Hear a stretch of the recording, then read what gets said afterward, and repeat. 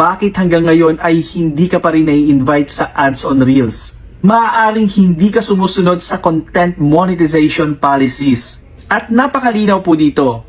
Your content itself must follow these guidelines in order to be eligible for certain monetization products. Payo ko lang na alamin at pag-aralan muna ninyo yung mga pinagbabawal ni Meta. Kung gusto nyong ma-monetize agad at kumita dito sa Facebook, iwasan muna ang mag-explore. Like yung paggamit ng mga licensed music, lalo na kung hindi ka pa invited or selected to use.